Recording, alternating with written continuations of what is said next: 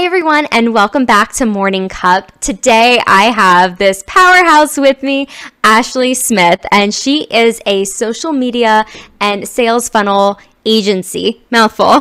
She does amazing things and has been in the industry for a while now, but I'm so excited to have her on today. So welcome, Ashley. Thank you so much. I appreciate this. This is exciting. I love YouTube. And YouTube loves you. But with that being said, I would love for people to know a little bit more about what you do, because I know it was a mouthful, but can you break it down for us exactly what you do? Yeah, so essentially I live, breathe, eat, and sleep social media. That's it. That's Sums it up. I just thought of this. I have a VidCon shirt. I should have wore that, but this is one of my favorite animes from when I was a kid. So we'll go with that. Love it. But yeah, so what I do is a lot of it is social media content creation, managing platforms, and helping my bread and butter really is helping clients stay active and present and consistent on social media platforms. That's really kind of where I got started with my company. And since then, it's kind of evolved. I actually launched my first website in 1998.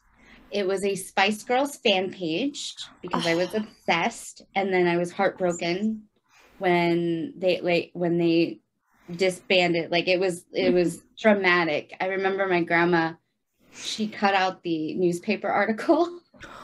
That's what happened. That's what 1998 was. Yes, I'm right there with you. I love the Spice Girls. But she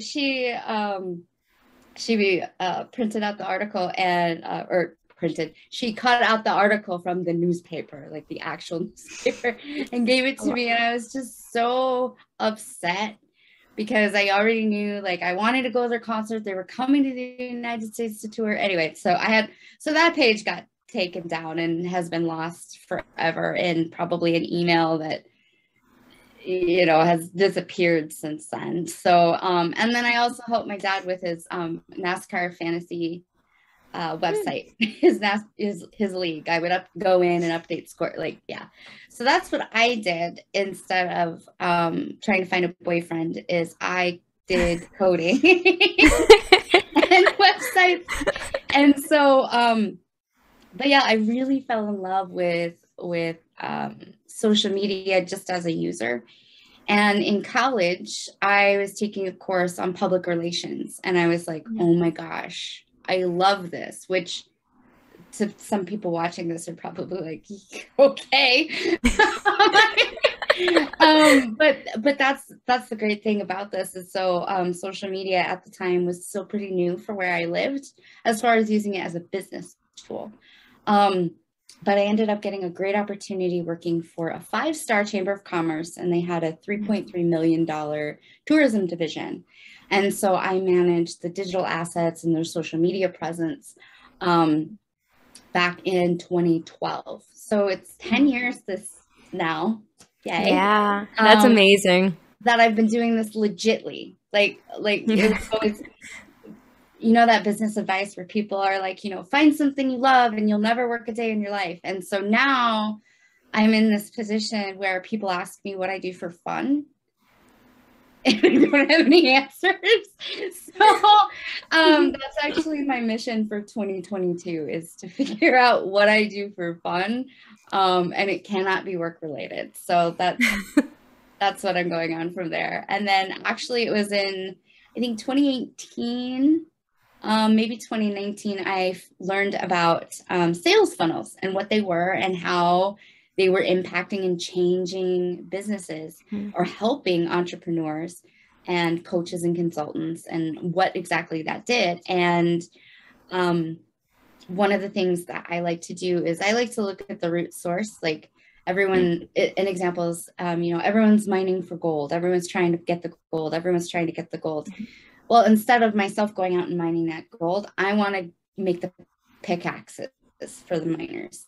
I want to get the, theoretically, I can't do this in real life, but the thingies, the shaky things where they filter. Oh, with the mining. Yeah. That's what I want to do is I want to create with the mining. Yeah, that thing. And so that's really what I've built my business around, or what I've added in the last couple of years, especially with the pandemic. There's been more of a demand for those done for you services and things like that. There's also been an uptick, something that I love to do and want to become more involved in is a coaching program. And I want to come up with a fancy name, but at the end of the day, it's a consulting and coaching program. That's what it is. But focused on taking what I've learned over the last 10 years, what I know about social media marketing, and especially what I've done in the last 12 months for myself and other clients, which was through tactics and strategies and sales principles, adding $100,000 to one client's revenue, her bottom line. That was amazing. Having another client message me and say, hey, I had my first 10K day. And then my personal sales hitting those 5 figures, just by learning and all of this. And I'm like, these are the things that I want to help people figure out and learn. Just because I've been there where so many people are struggling in their business. And I fully believe, social media is here to stay. I still get some people that ask if they should be on social media. But, and I'm like, oh yes. Absolutely. But it's not a fad. It's not going anywhere. And so I just love everything about it. I love the different industries I get to learn about and listen to. I love not all the feature updates. I like how they try. Keyword. Yeah. But I'm always learning, and it's always evolving. And so I'm never bored, which was something that I found in other jobs before I launched my own business. Was I would feel as though I learned everything. I became a subject matter expert. And then I was like, okay, now what? And then I was always hitting the ceiling, working for somebody else, going, well, nothing. And I'd be like, oh, okay, well, bye, I'm bored. I felt like I had learned everything, and maybe I hadn't, but it didn't. The social media and the internet and everything that's going on has just satisfied that curiosity. So I love what I do. I love it. And I think it's something that is so important because, like you said, social media is not going anywhere. And there's a lot of social media, different agencies and things. What sets you apart from other people? Because I know you have a lot of experience. That's first and foremost. But so a couple things that set me apart, and these are some things that entrepreneurs don't think about when they're looking to hire an agency or a contractor to do their marketing. And so I set out, because I actually had an experience when I was working as an employee in the marketing department, right? I had this experience where we actually fired the agency we were working with, which is awkward. And then we learned through that deterioration of the relationship, the business relationship, that the agency actually owned all of our data and all of the account information and all of this stuff. They sent hard drives with what we called creative files or working files. For those who know Photoshop, Illustrator, InDesign, they sent those. But one, it was for a Mac. And so this is where my techie nerd brain comes in, because when you back up a hard drive using a Mac computer, you can't load those files on a PC. Right. So FYI, for anybody out there, you can't do that. So that was a challenge because we only had PCs in the office. And then they owned the Google Analytics account for the website. And so it was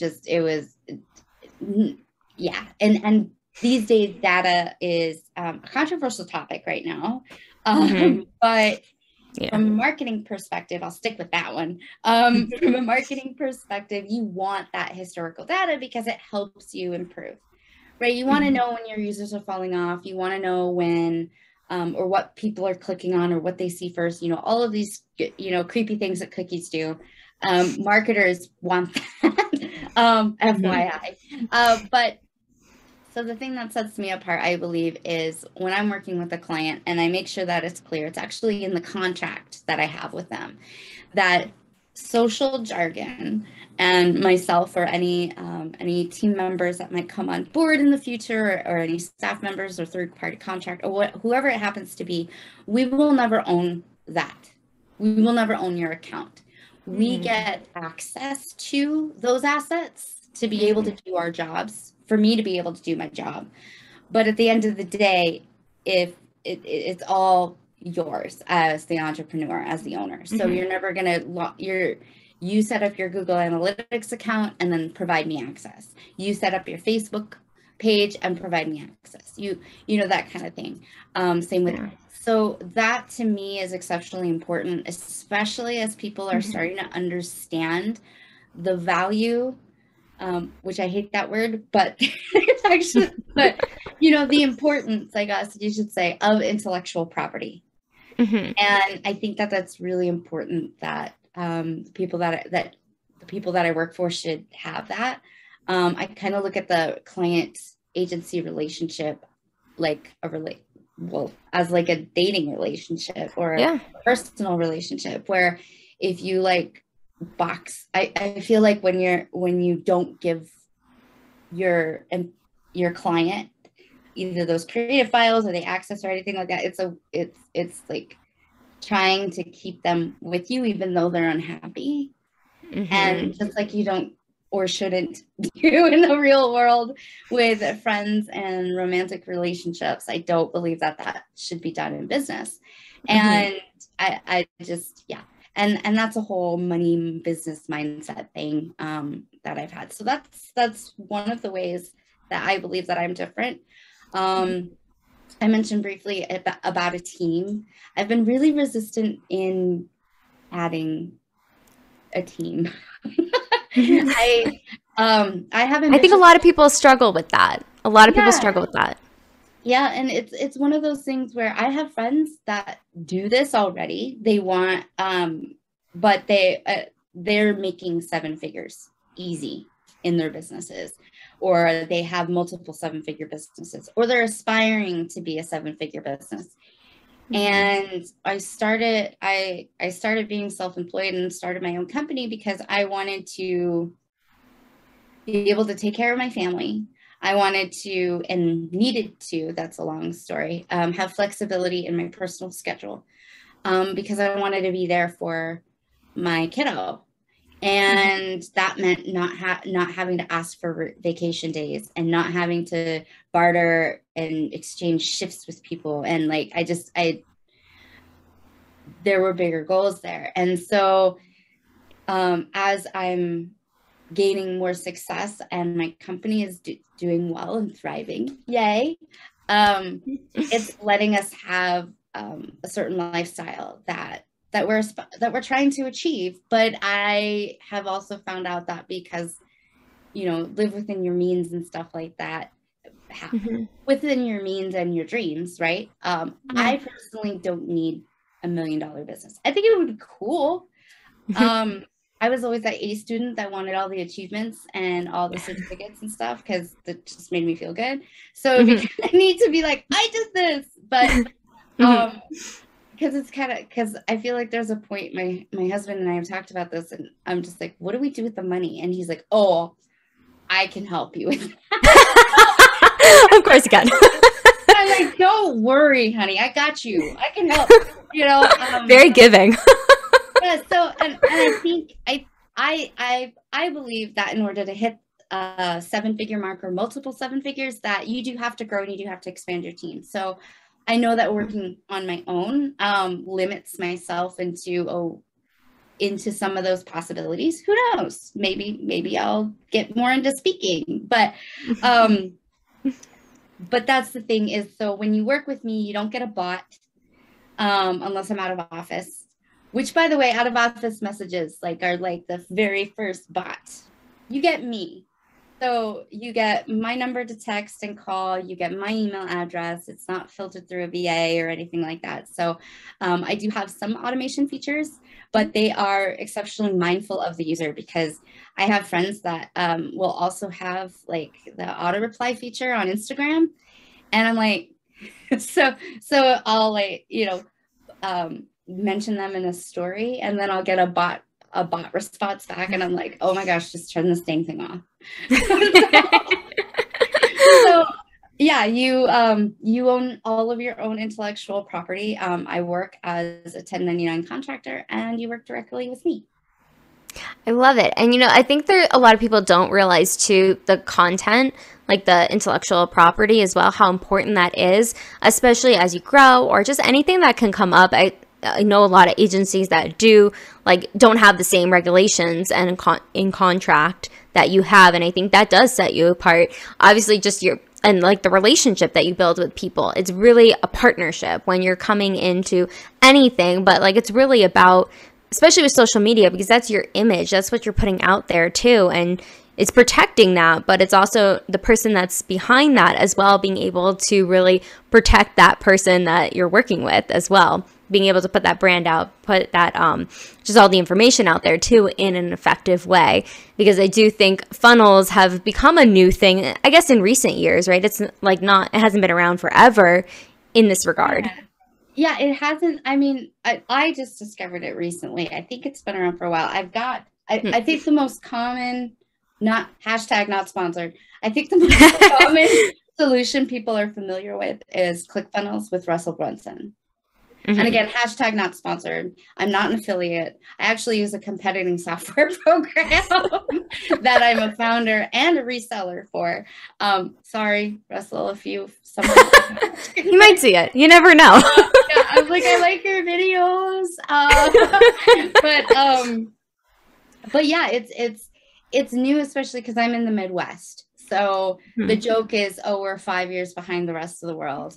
And I tell people that's because they're the beta test. And then we want to make sure it works right. And then we do it. There's a protocol. So, yeah, exactly. It's like, no, let's see how it works in California. And then we might, and then maybe. I love it. But yeah, and I like being on my client's side. And I think that I've had so many influential people be on my side that I didn't even realize that they were on my side. Mm-hmm. And I think it's just one of those things where I just want people to know, read your contracts, ask those questions, because I think we've been in situations, not just business wise, but personally too, where it's an expensive lesson to learn when the person who you're working with doesn't have your back, or there isn't this middle ground of understanding and that kind of things. Yeah, no, absolutely. That's so important because too, at the end of the day, it is business. Both are businesses, and like you're helping a business, you are a business. And what was that like for you? Like, because I know just having that flexible schedule, not having to worry about other outside factors, like starting your own agency, what was that like for you? Terrifying. It was absolutely terrifying. I started out really slow. I actually started, I had an epiphany one day and realized at my main job that if I had people in the community sharing content on social media, then I could just share what they did and I didn't have to make it all. Like it was a win-win. Like our viewers would see it, their viewers would see it, they would see, like we would have this amazing interaction, which only works when there weren't a lot of local businesses at the time that were on board with this Facebook thing because it was weird and you can't do, it was, but a small town America for you. And it's got great, just a wonderful attraction to it. And there's some resistance there, just some check. And so I actually started teaching as Facebook for Business. And this was before scheduling tools were available. And so I think the main ones were Hootsuite not sponsored. And also Facebook had just launched their in-page scheduler, and your news feed looked different, and video was not a thing. And there were all of these steps and everything to this. Like, I had a system in place, but there were so many steps in that system that I was teaching, and people were like, so how much if you do it? And at first I was like, no, that's not, I have a job, that kind of thing. But then that was really the start of when I realized the restrictions of my 9 to 5, in order to be there for her. It's not supposed to, and it was probably all in my head, but I started to feel as though I was being looked down at for wanting to leave an hour early to go to this or do this, or take this day off because this was going on at home. And it just got to this realization of, okay, well, it was that at that point it was like, okay, I can use this extra money for this. Okay, let's do it. And then at the end of 2017, I was working at a job that I would wake up and cry because I didn't want to go. It was just like, it wasn't what I wanted to do. But for a very long time, I felt like I needed a job. I needed a job with benefits. I needed health insurance. I needed all of these things. And it finally hit the breaking point where I was just like, it's either take the risk and go out on your own and get what you're looking for and figuring out all that other stuff, or you can stay here and be miserable with your life because you're stuck here.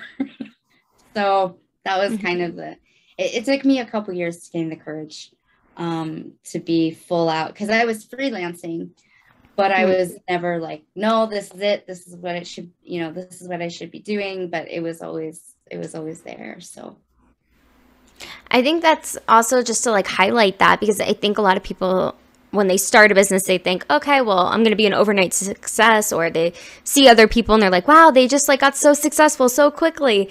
But it's like the grind in between, but like being able to also know in yourself and take those calculated risks. That's what entrepreneurship's all about, and believing in yourself. And from the experience you had too, what was really like outside of all the like health benefits and everything that went along with having a 9 to 5, because there's nothing wrong with a 9 to 5, because I mean, entrepreneurship is not for everybody by any means. No, but what gave you that courage to really, like, with the freelancing, like you already had started it, but what was that like ultimate moment where if you have one, or the aha moment that you're like, yes, like it's time to move on?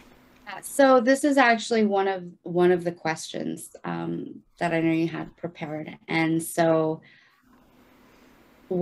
this is not financial advice. I have to stress that so much before I'm about to say this. I was so miserable, and I had people in my ear saying, no, you can do this. No, people need this. People need your service. Like, it's fine. But I had comparatitis, or whatever, what it's called, and imposter syndrome, and all these other, buzzy words that people help you with now. And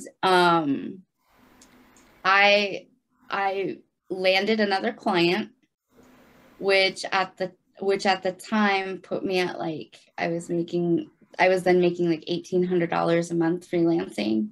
And I figured out all the bills, and I figured out like what I needed and all this other stuff. And I had another client sign with me, and I was like, I could live off of this. I just need more clients, but I need this. I finally looked at the numbers and went, okay, I need this many clients at this rate within this amount of time, and then I can live off of this.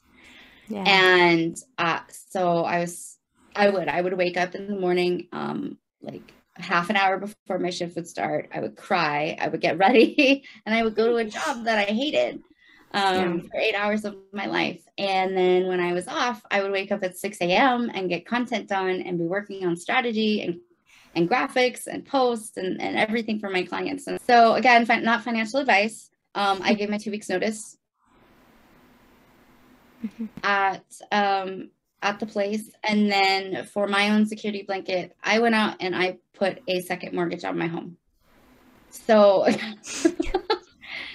and so like when you're asking like what exactly like kept you going or motivated, it was now it has to freaking work.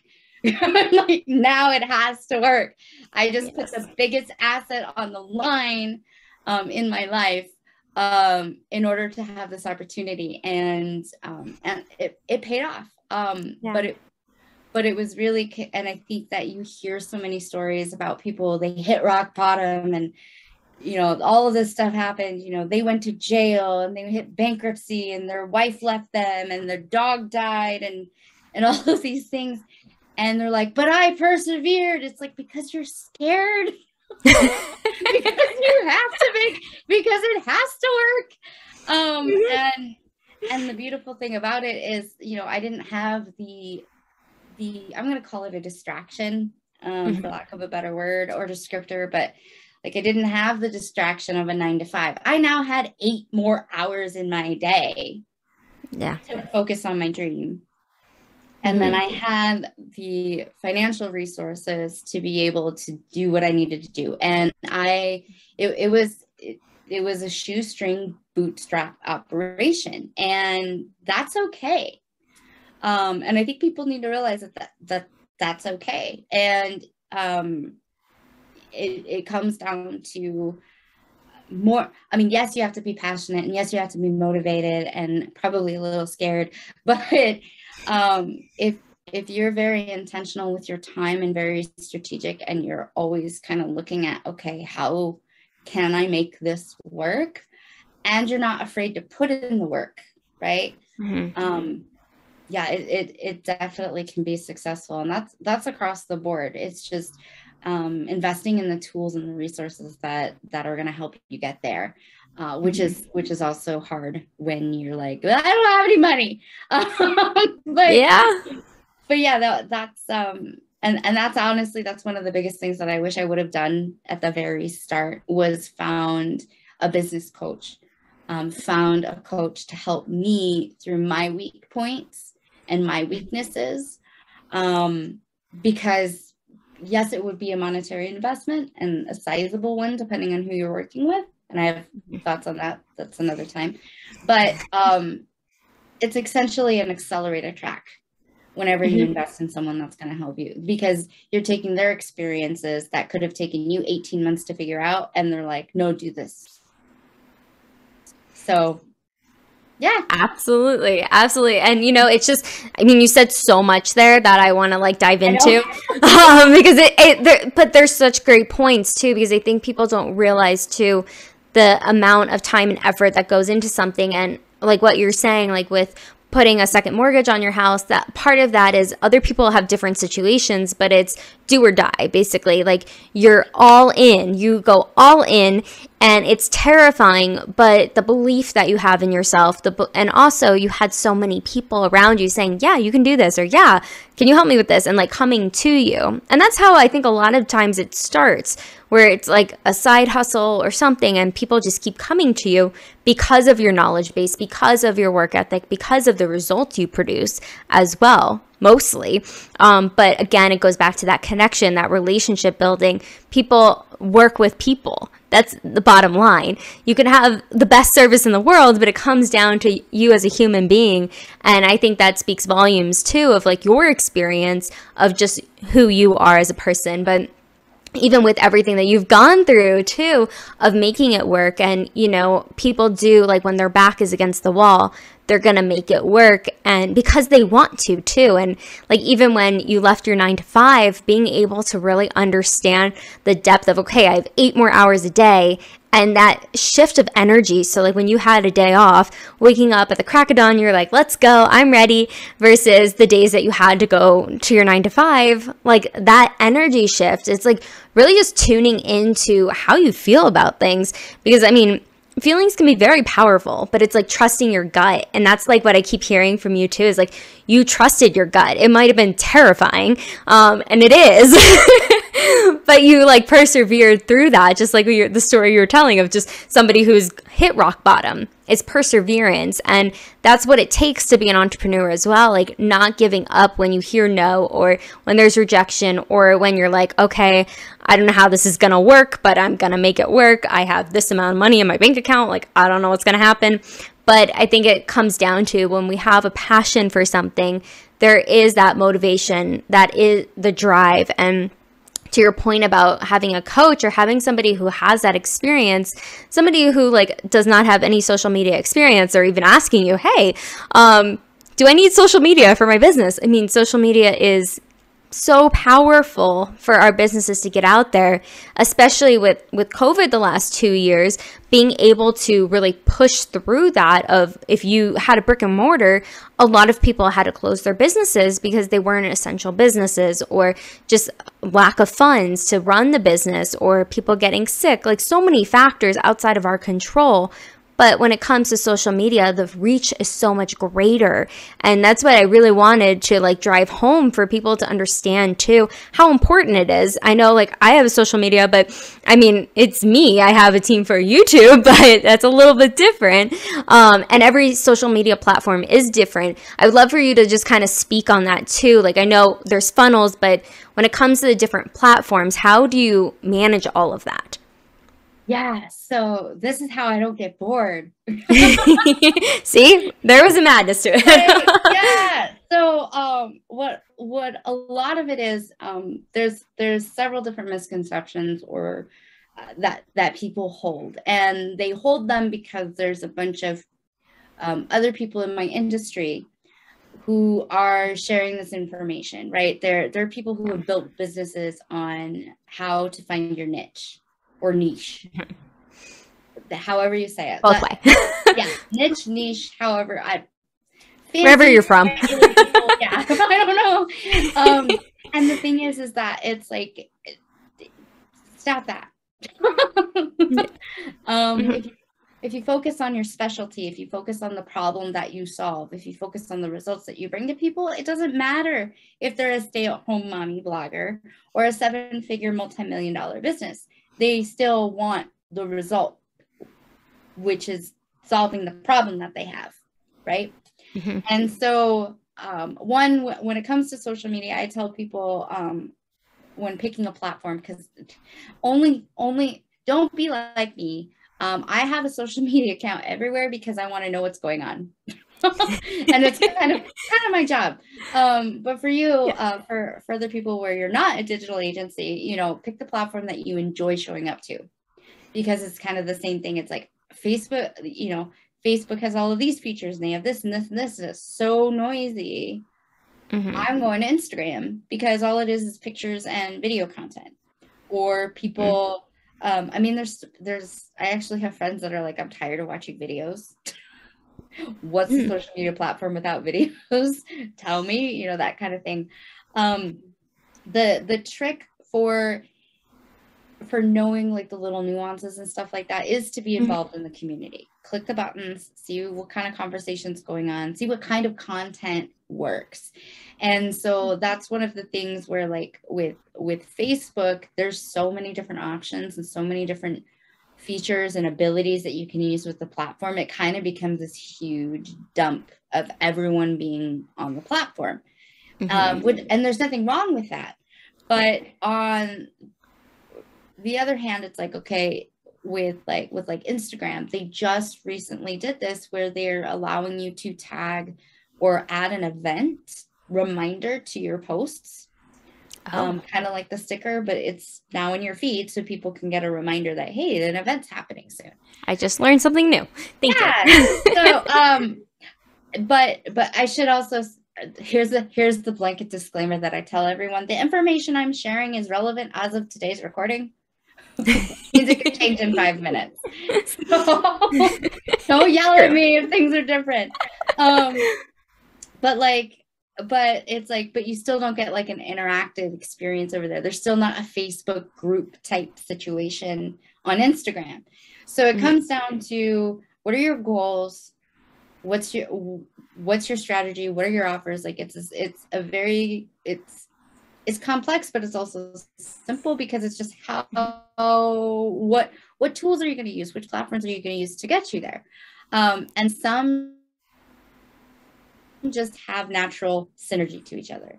So for example, I don't hang out on Twitter a lot. I'm on there because I want to know, again, I need to know what's going on.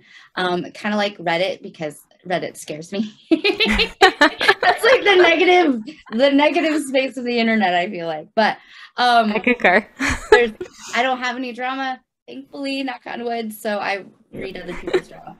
Anyway, but like there's a very close association between YouTubers and Twitter. Just like there's a very close association with people on Clubhouse using Instagram.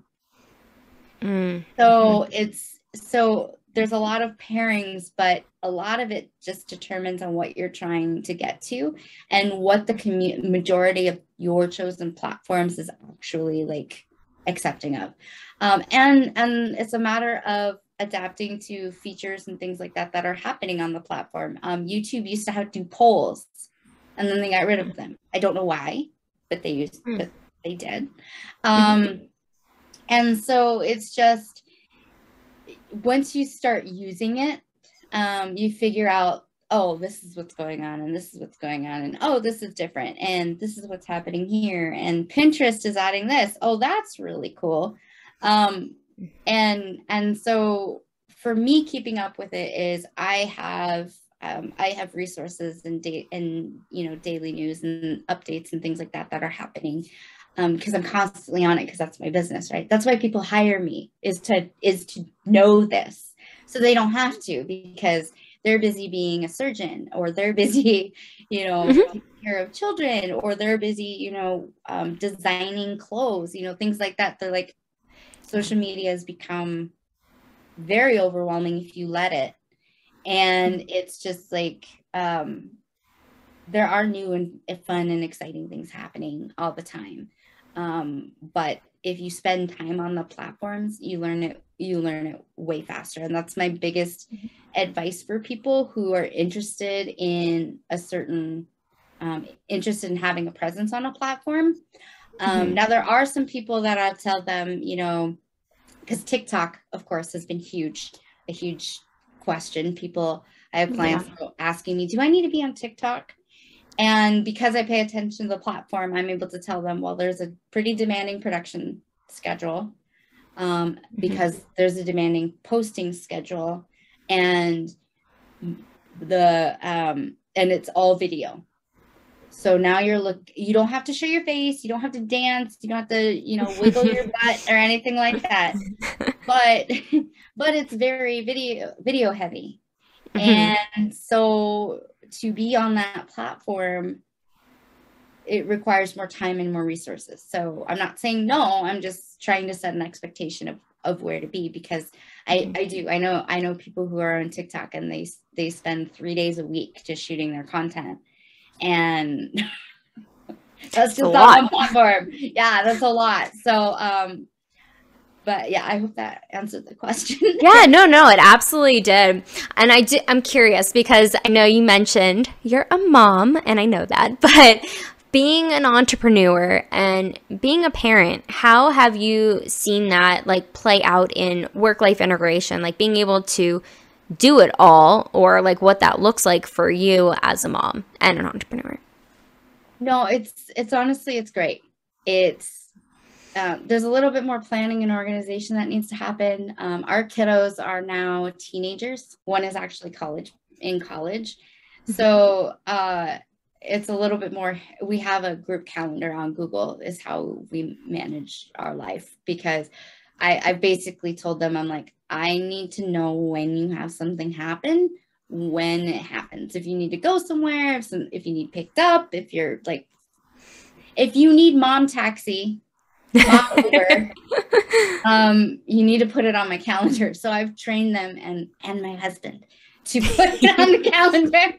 Yes. If you got a band concert, you got a choir concert, because we have a blended family too. So there's another layer of complication, but it's like, put it on there so I know not to book something, right? But it's just been nice to really don't know if I want to say spoil, but maybe it is spoiling because they're teenagers, but they can't drive. So what? But like they don't ride the bus because I can take them to school and I can pick them up. I just don't schedule anything during those times. And I think it's just, that was the thing that I found working for somebody else took from me that hurt me so much, was I didn't feel like I was an active, present parent. And not to get too involved in it, but I was also the non-custodial parent for 10 years in my kiddo's life. So that was with the challenging relationship, we'll just say that. And so that's a whole nother book. Like, we're gonna just have to have you back on. Yeah, but yeah, that was one of the most meaningful things for me. So yeah, now I have to kind of check myself, because I'm like, oh my gosh, why don't these kids drive? Why, like, do it yourself, that kind of thing. But I think it's also important to remember too, one, that's why I started this business. So I could do that. Because anybody will tell you time is our most valuable asset, because you can get money back. You can earn money back. You can't get time back. Like, our kids are never going to be this age again. They are, and that's what I'm trying to coach the college aged one on too. I'm like, okay, you are she's my karma. Because she's very like I remember my mom telling me since from a young age, just act your age, like just act your age. And I was like, why? And so she is so focused on and hardworking and driven towards her goals that I'm sitting there. This is where the karma comes in. And I'm sitting there going, you're never going to be 20 years old again. Is this I understand you want to do this. I understand you got cool stuff going on and you got to work hard for it, because we keep telling you that. But like, you're never going to get this time back. So how do you want to spend it? And so that's what I just keep reminding myself when I get tired of being Uber. Free Uber. Well, they're definitely lucky to have you. And I think it just, like, to kind of sum it up too, of everything you've said, is priorities, prioritizing your time, your energy, and the values. Like, really living within your core values is what it sounds like you're doing on a day-to-day basis, being able to really provide that quality time with your kids too, even though sometimes you're like, I don't want to be Uber today, but at the end of the day too, it's that quality time that you're never going to get back, but that you're really being there for your kids in that way. And that's exactly the reason behind starting your business. And I think that's just so empowering to hear too, because some people might not want to do that or know how to do that or what that might look like. And you're just another example of how you were able to manifest that in a way, and just be very diligent of how you are going to be able to make that happen, because that's exactly what you wanted and you got it. Maybe not exactly every day, but make your own sandwich. No. I love it. There's so many more questions I could ask you, but we're gonna do the rapid fire questions and then wrap up. But because I don't want to take up too much of your time, and I love the conversation. But my first question is, who is your hero? This is hard because I don't think I have one. Because I thought about it, and like probably the most influential person or people to me now, and it's really cheesy, but it's my mom and dad. That's not cheesy. I feel like it's cheesy, but they are just an amazing couple. And I'm married, like they set the bar freaking high, man. Like I didn't even realize until I was an adult, which is also cliche, but it's one of those, like, my parents were high school sweethearts. They've been married together since that, like, they didn't fight in front of us. My mom celebrated her retirement 2 months ago. My dad celebrated his retirement a year ago. People their age aren't being able to retire anymore. But very true. But they have just been not only rock rock solid people, individuals, but a mother and a father and a great example of a successful marriage. They just help me in more ways than they realize. I think I should probably tell them that. And before this goes out. But I didn't realize how unique and how special that was until I started talking to other people, friends, because I have this weird thing, like the privacy thing. It's like, well, I don't want to ask weird questions like that. But through friends sharing their experiences of growing up and their relationship dynamic with their parents, I'm like, oh, that's that I don't go through that. I've never had that happen. So they are inspiration. They have set the goals. And I swear when my mother passes away in 100 years, because that's how long my mom's going to live. Absolutely. She is going to be escorted to heaven with like the Beatles and Queen playing in the background and her own limousine and like diamonds all over her, because she's just a saint, that woman. She's so nurturing and caring. They sound like amazing individuals that just truly have put the expectations high, but also really being able to give that perspective to you. Because I mean, being a marriage and family therapist prior to my coaching career, like seeing different couples, seeing different interactions, it really shows you a different side of things that you might have not experienced before. And because of how you grew up too, like hearing different stories too, I'm sure it just gave you a different lens of appreciation for your parents, but also seeing them in a different light as well from other experiences. Absolutely. I love that. And definitely not cheesy. That's so empowering and warm-hearted. So my next question is, what motivates you to work hard, work smarter? What is that? What's the motivation force? I love what I do. If that hasn't been clear yet. And not at all. Yeah. And I know that the only way I'm going to be able to keep it is to keep going. I have an exit strategy, but I have like a goal, that not like I'm closing my business, like I have this is what I want. And I just believe that you show up and you do good work and you have integrity and ethics and you follow that through and you do right by people.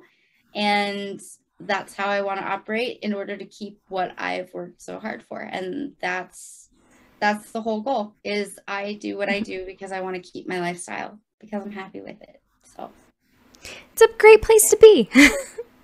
It absolutely is. So with this great life you have, if you were a superhero, so like add that to your list, what powers would you have, or power would you have? Crap. It's changed. So, well, because before, if you would have asked me, my husband and I lived 600 miles apart for 5.5 years, basically our whole relationship until last fall. And I would have told you teleportation. It's a hot one. Easy, just like boom, done. You know what? I want to be like Samantha from Bewitched, only without the nose twitch, because I can't do that unless I'm like, it's like I get it. But yeah, I want, like, I don't know if that's a scapegoat, because she can like do everything. But it really kind of like telekinesis, move things with your mind. I also love Charmed, so that's why I know that. I love that. That's a cool. I haven't heard that one yet. I think that's an awesome one. Yeah. Nice. So if you were to share a meal with 4 individuals, living or dead, who would they be? Oh gosh. Okay. I would like to, because I never actually got to meet him, but my grandfather on my mom's side. And yeah, for that matter, yeah, my grandfather on my dad's side, they're both gone, but just those as I'm getting older, those family members I'm realizing the importance of their stories and what they've learned. Like I have it, like there's stories that my grandma shares with us about, just from her experience. She's from the UK. And so what the war was like, don't ask me which one, but a war. And I'm really bad at history. That's not my favorite subject. It's all good. But yeah, so those people definitely. I would also, there's so many actually, but okay. I think I would want to also talk to I want to talk to Ryan Reynolds. Actually, with all of his work. And I mean, just he's funny. Yeah. He seems funny. He seems like it. He definitely does. And so I think having a conversation with him would be really, really interesting. And then I would like to actually speak to Lucille Ball. Yeah, I watched her. I didn't realize what I was watching and why she was so iconic. But growing up, like I mentioned, Bewitched and I Love Lucy and I Dream a Teeny, Happy Days, all these were part of my childhood. But as I'm an adult, and there's now, again, not sponsored, but there's the Lucy and Desi movie on Amazon that just came out. Yes, I can't wait to watch it. Yeah, and there was a movie with Nicole Kidman, who I thought was just, I haven't seen her in anything like that before. Probably because we watch so many kids movies. So I just think of her, as like the evil lady in Paddington, or the evil lady in The Golden Compass, or she plays a lot of evil ladies in kids movies. It's her niche. Yeah, but yeah, I'm just what she did for women in the entertainment industry, what she and Desi did for television in general, and what she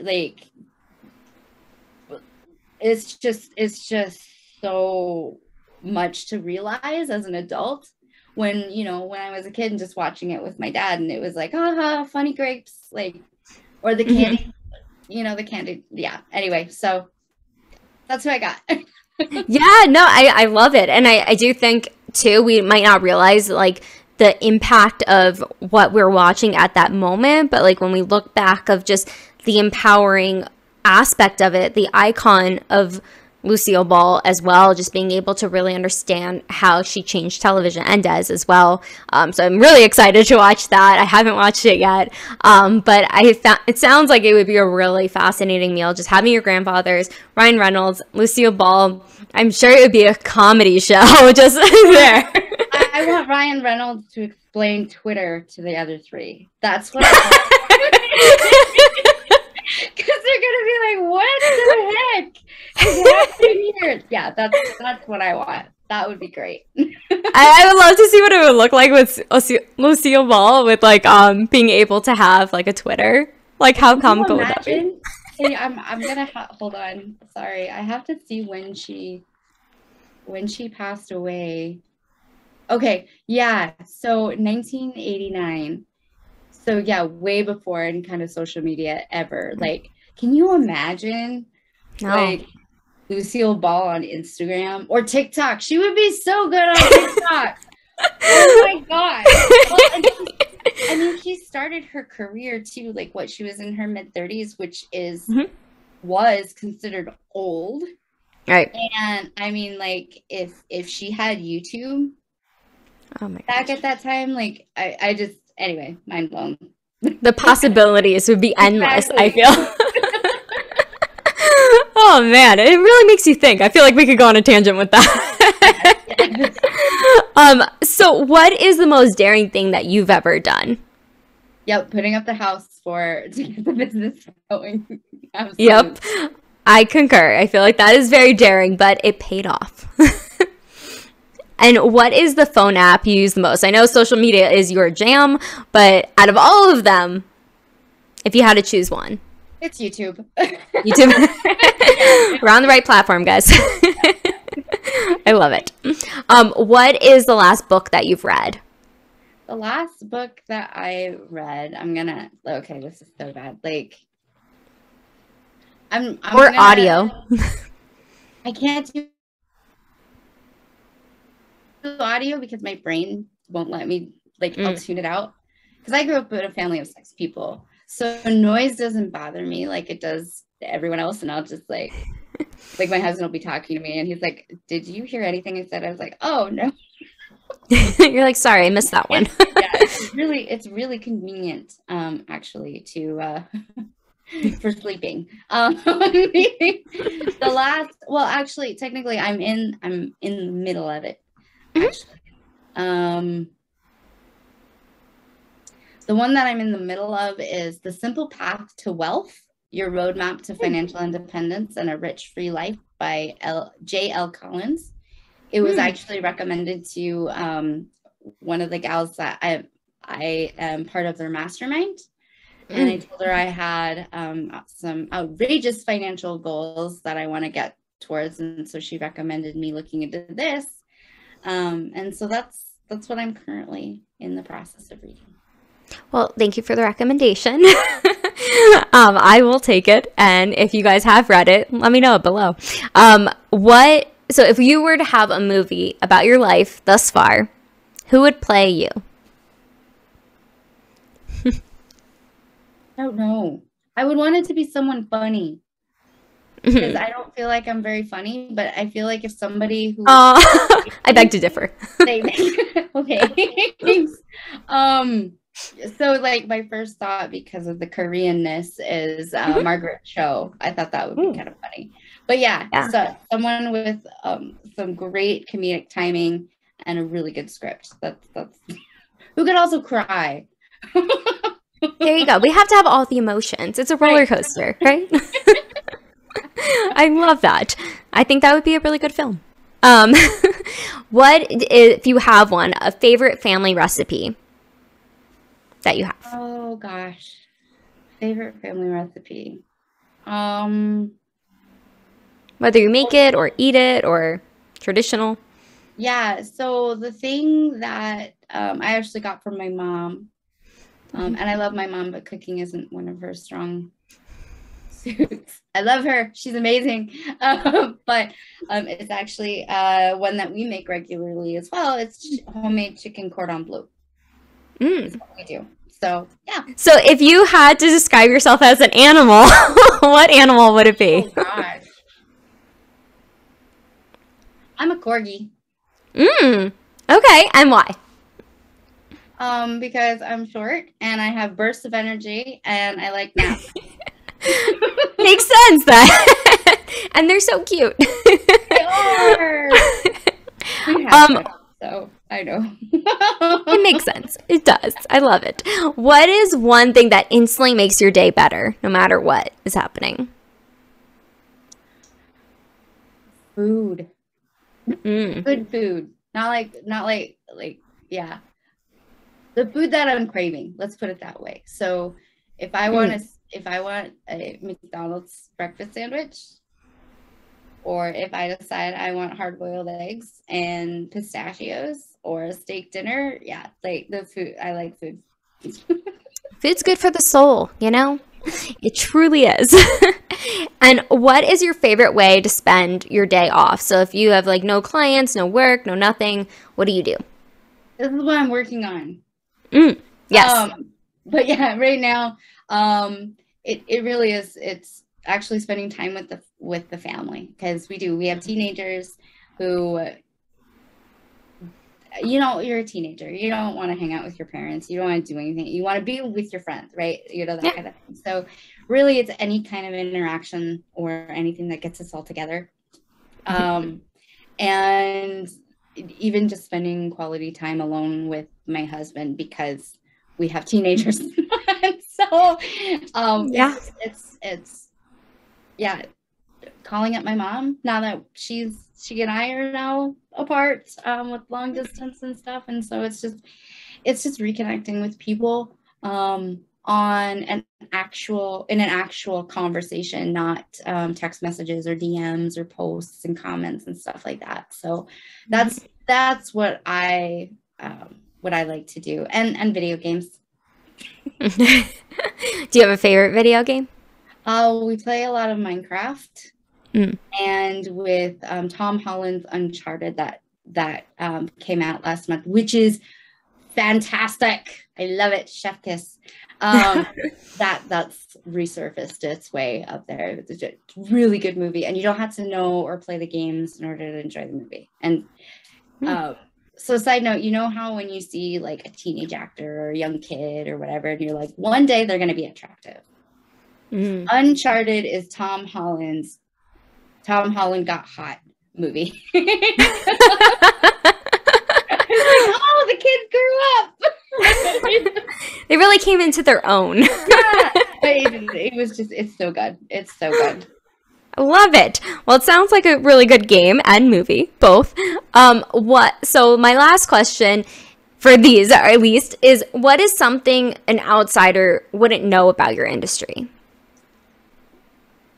I would say there's a really big misconception on how much time things take. I think because, well, again, I love technology. I'm total tech head over here, and I've been doing. I had my first email address when I was 8. Like, oh wow, yeah, because my dad's like, "Do you want an email address?" I'm like, okay, what's an email? What do you do with an email address? So it's always funny when he's now asking me how to use his phone, because he taught me about email. But so full circle. yeah, exactly. So there's a speed thing, because like I don't have to do the research. I can just do, like, I do this every day, like boom, boom, boom, like here you go. And there's this misconception that one, that everybody works like that, and two, that that's an expected result, like that social media doesn't take that much time.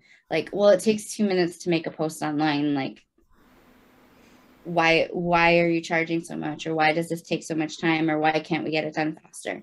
And at least for what I'm trying to do and the services that I provide, it's not just a post.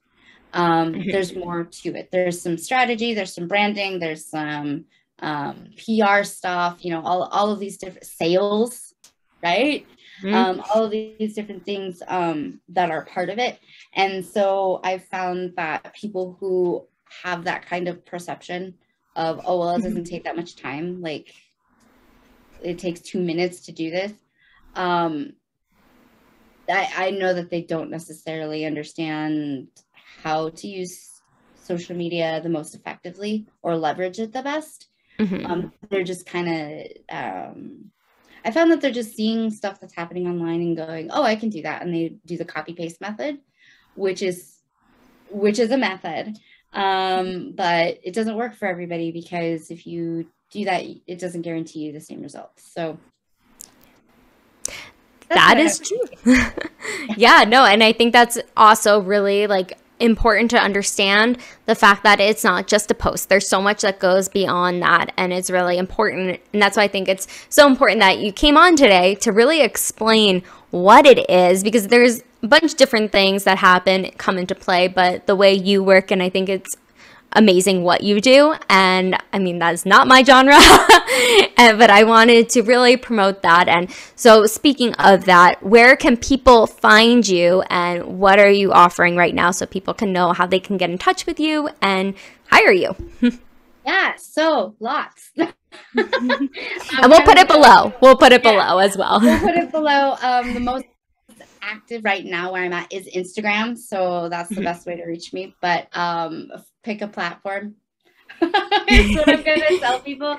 And yeah, I've got, of course, done for you services when it comes to social media marketing, and that's a whole different umbrella. So I like to have a consultation call where we can talk about what exactly you're looking for, and if I'm not the right fit, I pull out a name and contact information from my little black book of amazing people, and connect the two of you.